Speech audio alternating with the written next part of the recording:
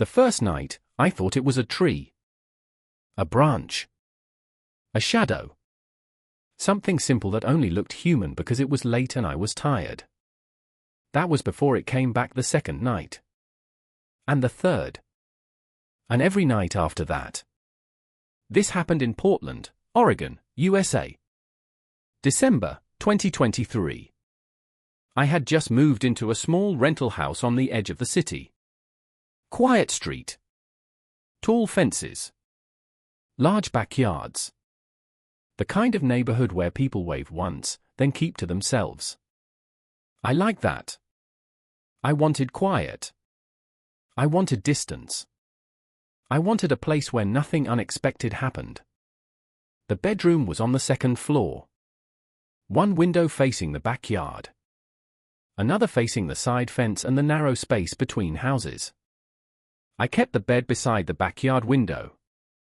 From there, I could hear rain on the glass at night. The first week was peaceful. Unpacking boxes. Ordering cheap furniture. Learning which floorboards creaked and which lights flickered. Nothing strange. Nothing memorable. Then came the first night I saw it. I woke up for no reason. No sound. No dream. No sudden movement. Just awake. The room was dark except for the weak orange glow of a street lamp filtering through the curtains. I turned over and looked toward the window. Something was standing outside. I froze. At first, my mind refused to understand what I was seeing. It looked too still. Too straight. A dark shape behind the curtain. Tall. Human-shaped. Then the wind moved the branches outside. The shadow broke apart. Leaves scraped the glass softly. And I laughed at myself. Just a tree. I pulled the blanket higher and went back to sleep. The next morning, I checked the yard. There was no tree near the window. The nearest one stood at the back fence, far beyond the house. Its branches couldn't reach the wall, let alone the second floor. I stood in the wet grass staring up at my window longer than I should have. Trying to remember exactly what I saw. Trying to make it smaller in my head. That night, rain started after midnight. Soft and steady. The kind of rain that makes every sound feel farther away. I stayed up watching videos on my phone until my eyes burned. When I finally turned the screen off, the room went black again. I rolled over. And looked at the window. It was there. No movement. No face. Just the outline of a person standing beyond the glass. Too tall for the yard. Its head nearly level with the top of the window frame. I sat up so fast the mattress groaned under me. The figure didn't react. I reached for the lamp and turned it on. Warm light flooded the room. The window became ordinary glass again. Rain sliding down it in thin silver lines. Nothing outside. I got out of bed and walked closer. My hands were shaking more than I wanted to admit. I looked down into the yard. Empty grass. Fence. Rain. No ladder. No person. No place for anyone to stand. I checked the lock twice before going back to bed. Then once more after lying down. I left the lamp on until morning. Daylight made it all feel foolish again. That became a pattern. Fear at night. Logic in the morning. I told myself it was exhaustion. Stress from moving. A reflection from another house. Anything that sounded reasonable in daylight. But the third night I didn't sleep at all. I lay there waiting. Watching the dark outline of the curtains. Listening to rain tap the roof. Watching the clock turn from 1:07 to 1:38 to 2:11. Then the curtain moved. Not from wind. From outside. Something touched the fabric through the glass. A long shape pressed gently against it. Like fingers. Then a second hand appeared beside the first, holding the curtain open from the other side. I couldn't breathe. Those hands on the curtain did not move like hands in panic. They moved slowly, carefully, like they had all the time in the world. The fabric pulled wider, just enough to reveal more of the shape behind it. A head, shoulders, long arms hanging too low at its sides. No face. Only darkness where a face should have been. I reached for the lamp beside the bed and knocked it over instead. It hit the floor with a sharp crack. The bulb burst. The room dropped into darkness. I heard myself make a sound I didn't recognize. Something between a gasp and a shout. Then I grabbed my phone. The screen lit my hands blue, shaking badly. I turned the flashlight on and aimed it at the window. Rain. Glass. Curtains hanging still. Nothing outside. I jumped out of bed and back toward the bedroom door. The beam never left the window. Nothing there. No ladder. No footprints on the wet grass below. No person running away. I stayed awake until sunrise with every light in the house on. Kitchen. Hallway. Bathroom. Bedroom. Morning made it feel impossible again. That was becoming familiar too. Night built fear. Day erased it. I went into the yard with coffee and looked up at the window. Rain had stopped. The grass was wet and clean. No marks. No mud. No sign anyone had stood there. Then I noticed something caught in the rose bush below the wall. A thin strip of dark fabric. Wet and torn. I picked it up carefully. It felt cold. Much colder than the morning air. The material was strange. Not cotton. Not plastic. Not anything I recognized. It was soft but dry in the center. Even after the rain. I threw it in the trash can outside and went to work. I lasted 3 hours. Then I made an excuse and came home. The house looked normal from the street. Quiet. Harmless. Exactly the kind of place where nothing waits for you. But when I opened the front door, the air inside felt different. Cooler. Stiller. Like the rooms had been closed for years instead of hours. I checked every lock. Every window. Every room. Nothing wrong. The trash can outside was empty. The strip of fabric was gone. That night, I told myself I would not look at the window. No matter what I heard. No matter what I felt. I would face the wall and ignore it. At 11:52 p.m., I got into bed. Lights off. Phone charging beside me. Rain beginning again. I turned my back to the glass and closed my eyes. Minutes passed. Then an hour. Then more. I almost believed I had won. Then something tapped the window. Once. A light, polite sound. Like a fingernail asking permission. I kept my eyes shut. Tap. Again. Closer this time. I pulled the blanket over my shoulder. My breathing was too loud. My heart beat worse. Tap. Tap. Tap. 3 slow knocks. Evenly spaced. Patient. I turned over before I could stop myself. The curtain was open. I know I had closed it. I know that. Now both sides hung wide apart. And beyond the glass nothing. The yard was empty. Rain falling in silver lines. Fence in the distance. No figure. No hands. Nothing there. I almost laughed from relief. Then the tapping came again.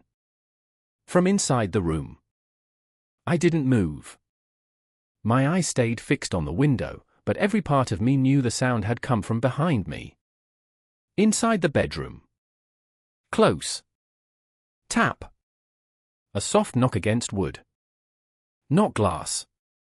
I turned slowly. The room was dark except for the pale blue light from the rain outside. Shapes of furniture. The outline of the dresser.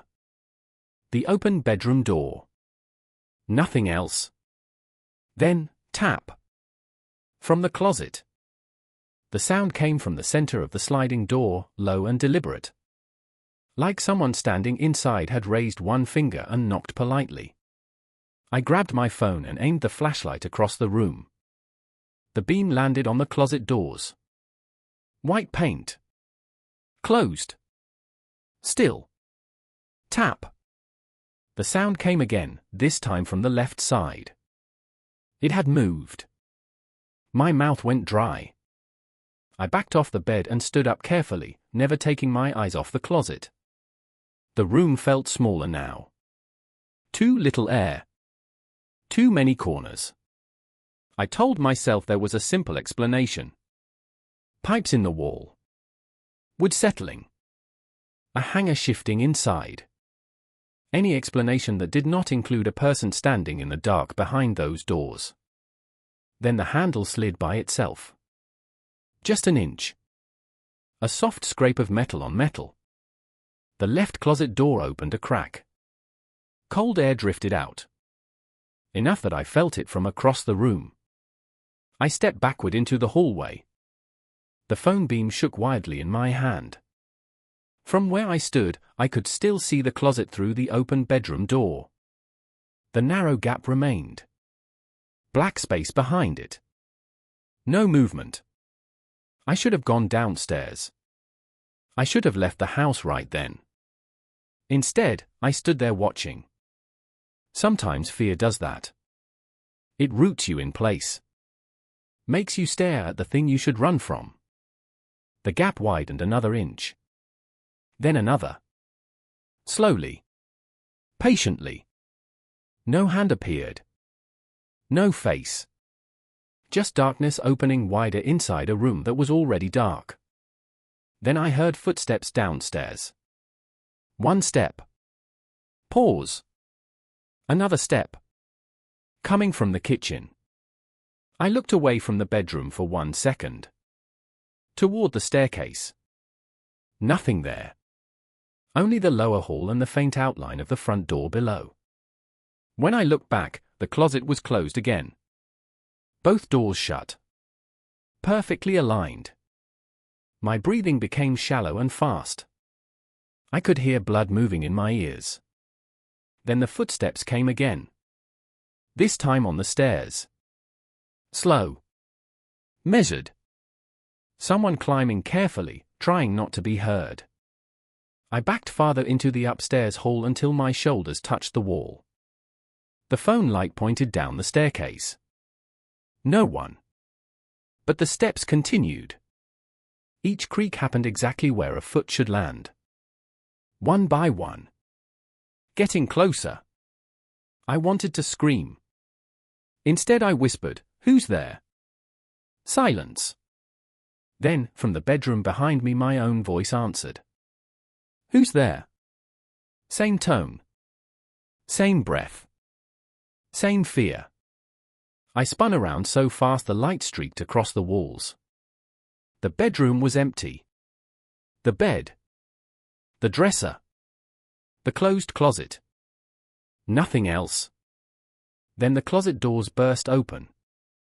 The sound hit me before I understood what had happened.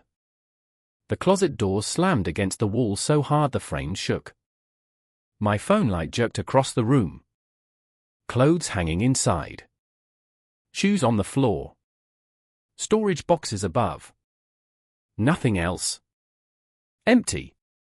I stood frozen in the hallway, waiting for something to step out. Nothing moved. Then the bedroom light turned on by itself. Warm yellow light filled the room instantly. Soft. Ordinary. Wrong. The sudden brightness made everything look harmless again. An unmade bed. A chair with clothes on it. A half-open drawer. No monster. No figure. No explanation. I almost stepped back inside. That is how quickly fear can be replaced by confusion. Then I noticed the clothes in the closet were facing the wrong direction. All of them. Hangers reversed. Shirts turned backward. Coats twisted as if someone had spun each one by hand. I had not left them like that. Something in my chest tightened. The footsteps on the stairs began again. Slowly. One creak. Then another. Closer than before. I swung the flashlight toward the staircase. The beam lit empty with steps descending into darkness. No person there. No movement. Only the sound of weight climbing toward me. I backed into the bathroom and shut the door. Locked it. Then immediately hated myself for doing it. The lock felt small. Thin. Meaningless. I stood in the dark bathroom with the light off, listening. The footsteps reached the top of the stairs. Stopped outside. Silence. Then a hand touched the bathroom door. Not pounding. Not trying the knob. Just resting there. I could hear the faint pressure in the wood. My throat closed. I held the phone light against my chest to hide it. The room smelled like cold tile and toothpaste. Too normal for what was happening outside it. Then something scratched the door gently. 3 slow lines. Top to bottom. I bit my sleeve to stop myself from making a sound. The scratching moved lower. Again. 3 more lines. Then lower. Again. Descending the door inch by inch. It was tracing its way down to the handle. I stepped backward until my legs hit the tub. My knees nearly gave out. The handle turned once. Stopped. Turned again. Slowly. Testing. The lock held. Then a voice spoke through the door. Soft. Calm. Close enough to feel. Please let me in. My own voice. Not similar. Not almost. Exactly mine. Every little flaw. Every breath. Every tremor. I covered my mouth with both hands. Outside, my voice spoke again. You left the window open. I looked instinctively toward the small bathroom window above the tub. Rain streaked across the glass. The latch was undone. I knew I had locked it. Then the window lifted by itself. Just an inch. Cold rain air entered the room. Another inch. The curtain moved inward. I ran for the door and unlocked it with shaking fingers. The hallway outside was empty. No one there. No footsteps. No shadow. But my bedroom at the end of the hall was glowing brighter now. Too bright. The warm light had become harsh white. Like daylight trapped inside the room. I should have gone downstairs. I should have left the house. Instead, I walked toward the bedroom. Slowly. Because something in there was waiting for me. And somehow it knew I would come. The closer I got to the bedroom, the colder the hallway became. Not normal cold. Not winter air through a cracked window. This felt deep. Like the warmth was being pulled out of the house itself. The bright white light spilling from my room hurt my eyes. It was too clean. Too sharp. Nothing in that old house had ever looked that clear. I stopped at the doorway. My bedroom was spotless. The bed was made perfectly. The sheets pulled tight. The blanket folded at the corners. My clothes were gone from the chair. The floor was clean. The broken lamp was back on the table, unbroken, glowing softly. Even the air smelled different. Fresh laundry. Dust soap. Sunlight on fabric. A scent from years ago. My childhood room. I took one step inside. The floorboard did not creak. That scared me more than anything else. This house always creaked. Always. Now it was silent. Perfectly silent. The closet door stood open. Inside, instead of hanging coats and storage boxes, there was another room. Small. Warmly lit. Wallpaper with faded blue stars. A wooden shelf of old books. A toy car on the floor. My childhood bedroom. Exactly as it had looked when I was 9 years old. I couldn't breathe. I knew every detail. The dent in the wall near the desk. The chipped drawer handle. The poster I was too embarrassed to hang straight. Things no stranger could know. Things I barely remembered myself until I saw them there. Then someone moved inside the room. A woman sat on the edge of the small bed with her back to me. Long dark hair over her shoulders. Hands folded in her lap. Still. Waiting. My throat tightened.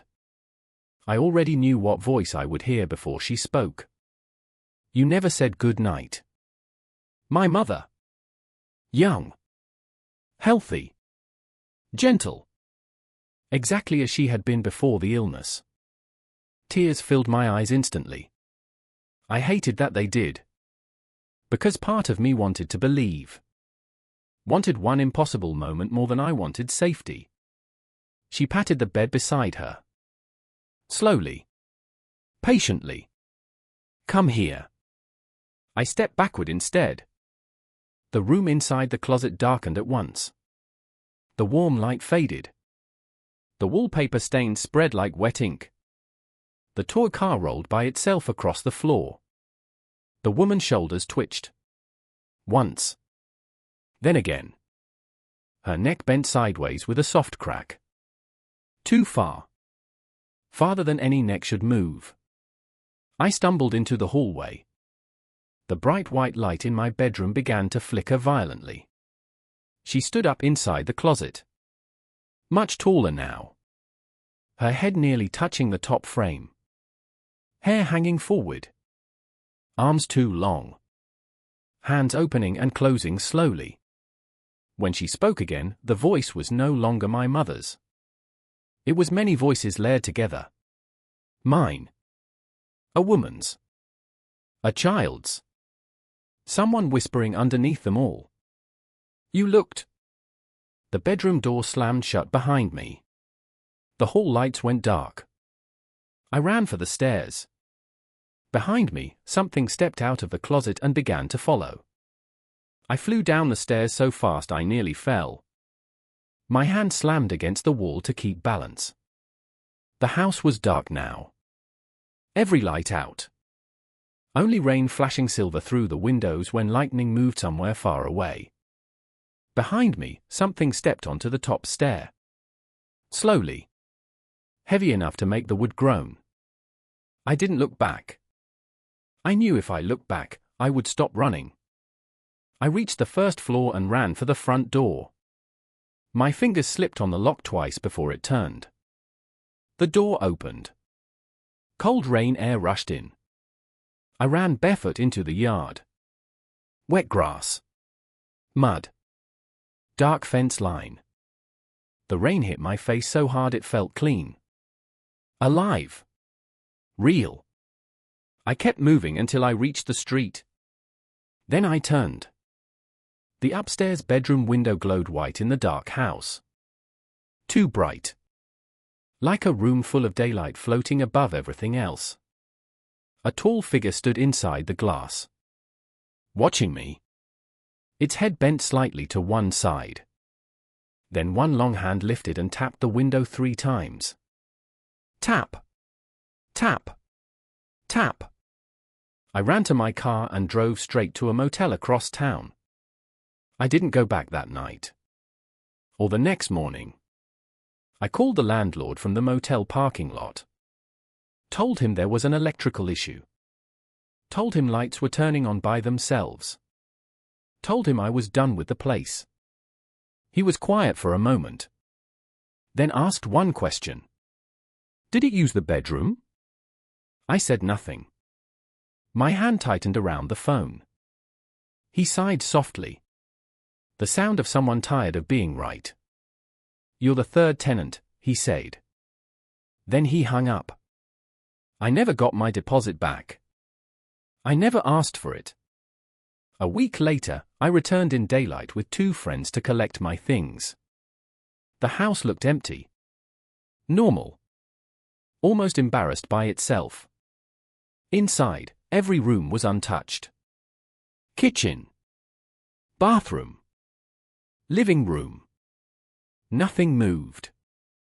Nothing strange. Upstairs, my bedroom was exactly as I had left it. Unmade bed. Broken lamp on the floor. Closet doors closed. No bright light. No childhood room. No figure. My friends laughed when they saw how tense I was. I laughed too. Because daylight makes cowards of fear. We packed quickly. Boxes. Clothes. Computer. I saved the bedroom for last. When I opened the closet, it was just a closet. Coats. Shoes. Dust. Nothing more. Then I noticed something carved into the back wall. Small letters. Dozens of them. Layered over each other. Some old. Some fresh. All scratched by hand. The same sentence, again and again. Don't look at the window, my friend stopped smiling. We left everything else behind. I moved into an apartment downtown after that. 3rd floor. No yard. No trees near the windows. No closets with sliding doors. Months passed. Then a year. Life became ordinary again. Work. Bills. Sleep. The memory softened. That's what time does when you let it. Sometimes, late at night, I still wake for no reason. I lie there listening to rain on the glass. I never check the window anymore. Never. I learned that much. But last week, while making coffee before sunrise, I noticed something on the inside of the bedroom glass. 3 wet marks. Thin. Vertical. As if someone had rested 3 fingers there. And beside them a 4th mark slowly appeared.